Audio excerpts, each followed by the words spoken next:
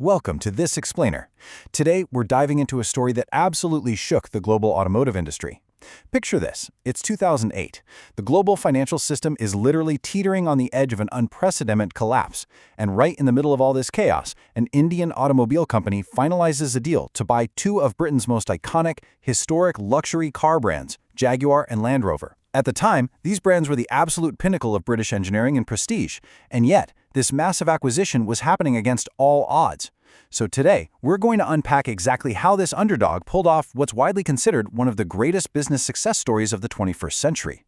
It's the million-dollar, actually, scratch that, it's the multi-billion-dollar question, isn't it? Why on earth would an Indian truck company buy failing British luxury brands? When this deal was announced, a lot of people genuinely thought it was doomed. Experts heavily criticized it, investors were sweating, and the global financial crisis was just starting to rear its ugly head. The timing just seemed completely disastrous. So why did Ford sell these legendary brands in the first place? And more importantly, how did Tata Motors take this incredibly risky acquisition and turn it into a massive victory that changed their company forever? So here's how we're going to break this case study down today. First, the core business problem. Second, a $2 billion gamble. Third, strategic solutions applied. Fourth, impact on market value. And finally, lessons from the deal. All right, let's jump right into Section 1, the core business problem. To truly grasp the stakes here, we have to look at the sheer contrast between these two companies. It's honestly wild. Tata Motors started way back in 1945 making locomotives and engineering products. Over the decades, they expanded into commercial vehicles, becoming this absolute giant in India. But they were known for practical stuff, right? Highly affordable passenger vehicles and commercial trucks. Now contrast that with Jaguar and Land Rover. These guys were world famous. They represented ultimate luxury, high-performance, ruggedness. Luxury cars were just a completely different universe from what Tata was used to. The contrast literally could not have been more extreme. So, you might be wondering, why were these prestigious British brands even up for grabs? Well, that brings us to Ford Motor Company. Ford actually owned Jaguar Land Rover at the time. But Ford was facing a massive internal crisis of its own. They were hemorrhaging money, losing billions of dollars. And because of Ford's bleeding balance sheet, Jaguar Land Rover was no longer the sparkling crown jewel. It was fast becoming a really heavy, unsustainable financial burden. Ford desperately needed fast cash to save its own core operations. So that was the core business problem on the seller's side.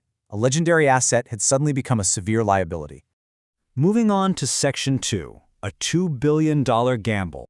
While most companies looked at Ford's bleeding balance sheet and these struggling British brands and saw nothing but immense risk, Tata Motors saw the opportunity of a lifetime. They wanted to become a true global player. Tata had serious ambition, but they were missing one crucial thing: international luxury brands. So when Ford put JLR on the market, Tata entered the race and absolutely shocked the business world. Critics loudly questioned if Tata had anywhere near enough experience to handle this. Analysts were predicting a total disaster. But visionary leader Ratan Tata, he completely ignored the haters. He focused intensely on long-term potential where everyone else just saw short-term problems. And so, in March 2008, he finalized this massive acquisition for approximately $2.3 billion. But let's look at how this builds, because the timing of this deal is almost hard to believe. March 2008, the ink dries and Tata officially buys JLR. But just months later, in late 2008, absolute disaster strikes, the global financial crisis. By 2009, car sales around the entire world just collapsed. And crucially for Tata's shiny new $2.3 billion asset, the demand for luxury vehicles dropped sharply. Shortly after the historic purchase, a terrifying reality set in. Jaguar Land Rover started bleeding money. And remember, Tata Motors had taken on a massive amount of debt just to finance the deal in the first place. The pressure mounting on the company was immense. Analysts were practically shouting from the rooftops, declaring the acquisition a fatal mistake. There was genuine fear out there in the market that Tata Motors would never recover from this suffocating combination of massive new debt and collapsing global demand. Which brings us right into Section 3, strategic solutions applied. At this critical turning point when most companies holding massive debt and a failing subsidiary would have absolutely panicked, slashing budgets, firing staff, micromanaging every single penny, Tata Motors took a completely counterintuitive approach. Instead of aggressively interfering with Jaguar Land Rover's day-to-day operations to stop the bleeding, they instituted a triad of brilliant strategic solutions. First, a strict hands-off strategy, allowing the existing management team to just continue running the business. Second, instead of cutting costs, they actually invested heavily in innovation. And third, they actively funded new technology and future product development. Right in the middle of a global recession, they doubled down on the future. Consider the profound implication of this single idea. Instead of interfering with Jaguar Land Rover's operations, Tata allowed the management team to continue running the business.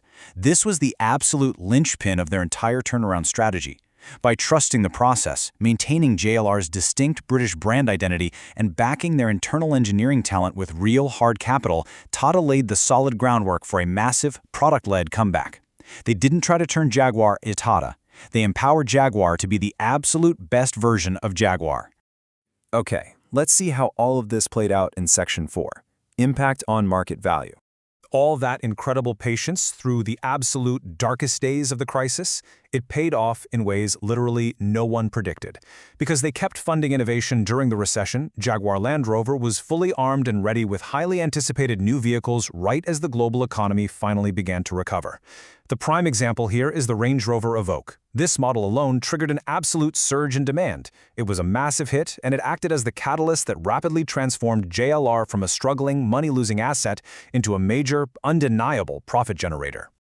Now, what's truly fascinating is exactly how global this turnaround was.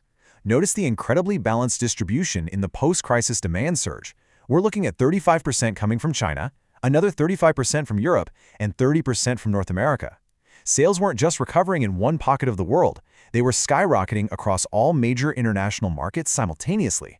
I mean, this is exactly what true global market penetration looks like. The profits started flowing in a way that fundamentally altered the parent company's financial standing forever. For many years following this turnaround, Jaguar Land Rover didn't just survive, they thrived, contributing a huge, significant portion of Tata Motors' overall earnings. The deal that critics once mercilessly mocked had transformed Tata Motors into a truly international automotive powerhouse. Today, it is universally recognized as one of the smartest business moves in automotive history. So, what can we learn from all this? Let's wrap up with Section 5, Lessons from the Deal. Looking back at this historic timeline, from the initial shock of the 2008 purchase through the terrifying crash, and finally to the triumphant global comeback, we can extract some really distinct, actionable principles. These 4 steps outline exactly how visionary leadership operates under extreme pressure. Lesson 1. Find opportunity in difficult times. While everyone else focused entirely on risk, Tata saw massive potential. Lesson 2. Acquisitions require immense patience. Results do not happen overnight, and Tata gave JLR the time it needed to heal and grow.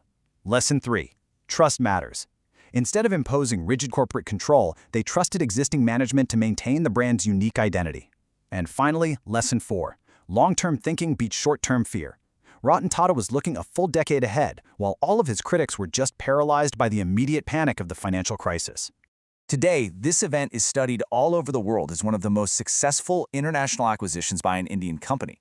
It took immense audacity to make that $2.3 billion gamble when the global economy was literally collapsing. So as we wrap up this explainer, I want you to consider everything we've just covered: the risks, the strategic solutions, the stunning long-term impact on their global market value. And ask yourself, was buying Jaguar Land Rover Ratan Tata's single greatest business decision? Think about what you would have done in his shoes back in 2008. Let that question sit with you as you reflect on this incredible masterclass in strategic leadership.